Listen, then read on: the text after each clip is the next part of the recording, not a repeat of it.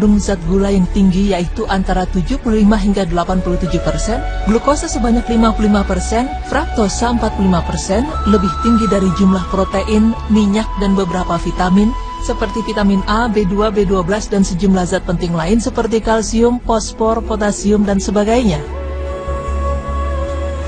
Namun yang perlu diingat, seorang istri hanya boleh menampilkan kecantikannya hanya kepada sang suami saja, dan bukan kepada orang lain. Dan sebaiknya, seorang istri tidak boleh berlebihan dalam berhias, karena hal tersebut termasuk dalam perbuatan tabarruj yang dilarang oleh Allah Subhanahu wa Ta'ala.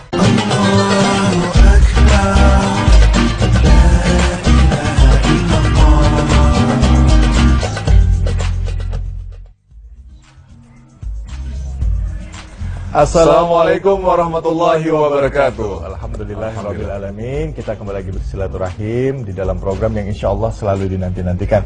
Tapi pertama-tamanya mari kita panjangkan dulu ya segala puja dan puji kita kepada Allah Subhanahu wa taala, dan tidak lupa kita berikan juga salawat dan salam kita pada junjungan kita Nabi besar Muhammad sallallahu alaihi wasallam. Alhamdulillah ya, Allah taala memberikan kita nikmat sehat, nikmat waktu luang sehingga kita bisa belajar bersama-sama di Berita Islami siang hari ini ya. Betul sekali. Dan tentunya untuk hari ini kita masih membahas tentang, karena masih awal bulan Ramadan kebiasaannya orang iftar itu atau berbuka puasa ya, biasanya dengan makan makanan yang besar.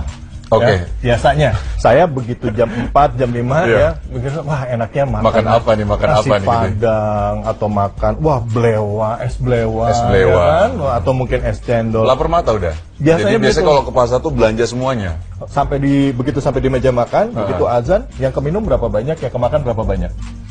Sebenarnya nggak semuanya keminum dan kemakan. Betul kan? Jadinya, tapi dipaksakan kadang-kadang. Betul, gitu. Ya kan? Akhirnya mau sholat jadinya males. Nah, sedangkan Rasulullah SAW beliau mengajarkan kita untuk berbuka puasa dengan kurma. Nah, itu sunnahnya gitu sudah ya. Tapi sebenarnya apa sih manfaat dari kurma itu?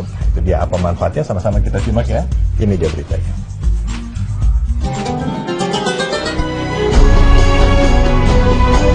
Ajaibnya berbuka puasa dengan kurma. Pemirsa beriman, seperti yang kita tahu, kurma adalah salah satu buah yang disebutkan dalam Al-Quran dalam firman-Nya yang artinya, di bumi itu ada buah-buahan dan pohon kurma yang mempunyai kelopak mayang.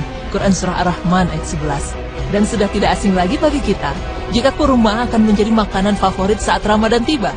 Karena sebagai makanan pembuka, kurma memang berada di urutan paling atas yang dianjurkan oleh Rasulullah SAW. Tetapi kita mungkin belum begitu mengetahui ada apa sebenarnya di balik buah kurma, serta manfaat apa saja yang ada dalam buah kurma, sehingga Rasulullah SAW menganjurkan kurma sebagai salah satu menu buka puasa. Pemirsa beriman, kurma telah menjadi makanan pokok di Timur Tengah selama ribuan tahun lamanya. Pohon kurma diyakini berasal dari sekitar Teluk Persia dan telah dibudidayakan sejak zaman kuno dari Mesopotamia ke prasejarah Mesir. Kemudian pada zaman selanjutnya, buah yang memiliki nama Latin Phoenix dactylifera disebarluaskan oleh orang Arab di sekitar selatan dan barat daya Asia, bagian utara Afrika, Spanyol, dan Italia. Kurma juga diperkenalkan di Meksiko dan California di sekitar Mission San Ignacio oleh bangsa Spanyol pada tahun 1765. Besarnya manfaat pohon kurma ternyata juga sudah terkenal sejak dahulu kala. Dari berbagai penemuan artesar di Mesir, pohon kurma sudah menjadi bagian terpenting bagi masyarakat Mesir kuno. Mereka bahkan menggunakan hampir keseluruhan pohon kurma, mulai dari batangnya yang mereka gunakan sebagai pondasi rumah, pelepah kurma yang digunakan sebagai atap rumah, dan juga sebagai bahan tikar. Dan tentu buahnya sebagai makanan yang bisa mereka simpan sepanjang tahun sebagai penunjang kebutuhan pokok makanan mereka. Bahkan Rasulullah SAW juga bersabda, jika salah seorang di antara kalian akan berbuka puasa, maka berbukalah dengan kurma sebab kurma itu berkah. Kalau tidak ada, maka dengan air karena air itu bersih dan suci. Hadis riwayat Abu Daud dan Tirmizi. Lalu, mengapa kurma? Pemirsa beriman, jika kita berbuka puasa, organ pencernaan kita khususnya lambung butuh sesuatu yang lembut agar bisa bekerja lagi dengan baik. Jadi makanan yang harus dikonsumsi adalah makanan yang mudah dicerna dan juga mengandung gula dan air dalam satu makanan. Maka tidak ada makanan yang mengandung gula dan air yang lebih baik daripada yang disebutkan oleh hadis Rasulullah. Dan nutrisi makanan yang paling cepat dicerna dan sampai ke darah itu adalah zat gula. Terlebih makanan yang mengandung 1 atau 2 zat gula seperti glukosa dan sukrosa. Maka untuk hal ini, kurma adalah makanan yang paling baik. Karena kurma mengandung zat gula yang tinggi yaitu antara 75 hingga 87%, glukosa sebanyak 55%, fruktosa 45%, lebih tinggi dari jumlah protein, minyak, dan beberapa vitamin, seperti vitamin A, B2, B12, dan sejumlah zat penting lain seperti kalsium, fosfor, potasium, dan sebagainya. Fruktosa akan diubah menjadi glukosa dengan cepat dan langsung diserap oleh organ pencernaan, lantas dikirim ke seluruh tubuh, khususnya ke organ-organ inti seperti otak, syaraf, sel darah merah, dan sel pembersih tulang. Dr. Hisam Samsi Basya dalam tulisannya menjelaskan berdasarkan penelitian biokimia bahwa satu kurma yang kita makan mengandung air 20 hingga 24%, gula 70 hingga 75%, protein 2 hingga 3%, 8,5% serat, dan sedikit sekali kandungan lemak jenuhnya. Kemudian, Dr. Ahmad Abdul Rauf dan Dr. Ali Ahmad Syahad juga pernah melakukan penelitian kimiawi dan fisiologi terhadap kurma. Hasilnya menakjubkan. Ia menjelaskan bahwa jika kita berbuka puasa dengan kurma, persentase kandungan zat gula kita akan naik. Artinya, bisa membantu menghilangkan penyakit anemia atau kurang darah. Dan waktu lambung kosong karena tidak makan seharian saat berbuka, lambung juga akan lebih gampang mencerna dan menyerap makanan kecil yang mengandung gula, malah lebih cepat dan maksimal lagi. Kandungan zat gula dalam kurma tentunya dalam bentuk kimia sederhana, menjadikan proses pencernaan di lambung menjadi sangat mudah.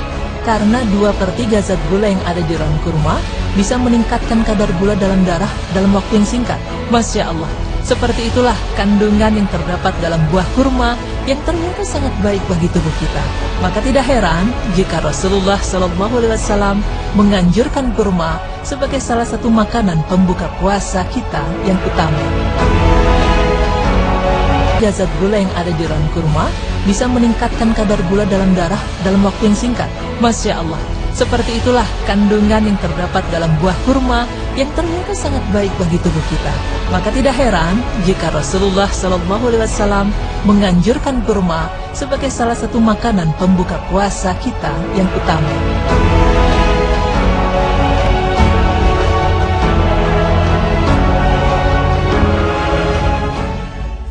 Dari salah satu hadis dikatakan bahwa dari Anas, Rasulullah SAW sudah menyaksikan bahwa Rasulullah itu sebelum sholat memakan kurma rutop, kurma muda, lalu kalau tidak makan tamar, kurma yang sudah matang, kalau memang tidak ada, beliau minum air beberapa teguk, air putih beberapa teguk. Tadi juga dijelaskan ya udah ya, bahwa kalau memang ada kurma ya minum air gitu. Tapi memang kemarin ngobrol sama dokter udah, jadi memang Masya Allah, memang dokter juga bilang bahwa ketika berbuka kita memang berbukalah dengan yang manis ya. Dalam arti ketika melihat satu hadis ini tentang kurma, beliau langsung bilang iya, ini karena kandungan kurma ini yang paling baik untuk diterima oleh lambung udah.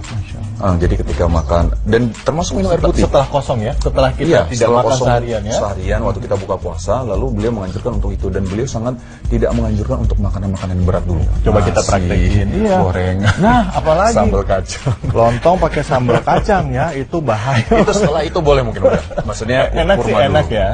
Enak sih enak. Indonesia udah gorengan. Sama Wisu juga sering kayak gitu. Sama.